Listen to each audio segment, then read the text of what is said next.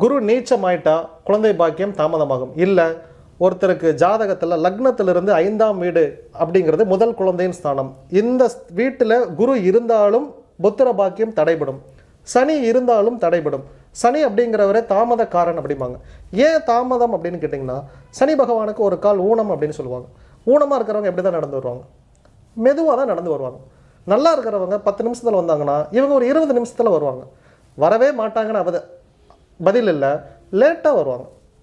கல்யாணம் ஆகி ஒரு 3 வருஷம் கழிச்சு குழந்தை பிறக்கும். ஓகே, இப்போ இந்த மாதிரி படிப்பு தடை இருக்குது, வேலை கிடைக்கல, புத்திர பாக்கியம் இல்லை, கல்யாணமே ஆகலை. இதற்கு ஜோதிடர்கள் ஒரு பரிகாரம் சொல்கிறாங்க. இந்த பரிகாரத்தை நாங்கள் பண்ணணும். சில பேருக்கு சக்ஸஸ் நடந்துச்சு, சில பேருக்கு ஃபெயிலியர் நடந்துச்சு. ஏன் இவங்களுக்கு ஃபெயிலியர் நடந்துச்சு அப்படின்னா, நான் முன்ன சொன்ன திருச்செந்தூர் தான் மிகச்சிறந்த எக்ஸாம்பிள். இவங்க எல்லாம் என்ன பண்ணாங்கன்னா, இதை அது ஏதோ ஒரு சொன்னாங்க, நான் போய் பண்ணேன். உண்மையிலையுமே இதே கேளக்கியர் மந்திரம் ஒருத்தர் என்கிட்ட பழிக்கலைன்னு சொன்னார். சார், நான் இந்த மாதிரி 15 நாளாக வழிபாடு பண்ணுறேன், எனக்கு கேளக்கியர் சித்தர் கனெக்டே ஆகலை அப்படின்னாரு. எப்படி வழிபாடு பண்ணுறீங்க அப்படின்னா, தூங்கி எந்திரிப்பேன் சார், 4 மணிக்கு மூஞ்செல்லாம் கழுவிட்டு உட்காந்து மந்திரம் சொல்லுவேன். ஓகே, குளிச்சிங்களா அப்படின்னு கேட்டேன். குளிக்கல சார்.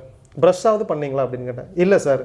ஏன் பண்ணலை அப்படின்னு கேட்டேன். சார், நான் மறுபடியும் தூங்க தான் போகிறேன், 4 மணிக்கு எந்திரிச்சேன், 4:30 மணிக்குள்ளே மந்திரம் சொன்னேன், 4:30 மணிக்கு மீண்டும் படுத்தேன், தூங்கினேன் அப்படின்னாரு. அதாவது இவ்வளோ ஒரு மிகப்பெரிய பொக்கிஷத்தை நான் கொடுத்து அவரோட அலட்சியம் பாருங்கள்.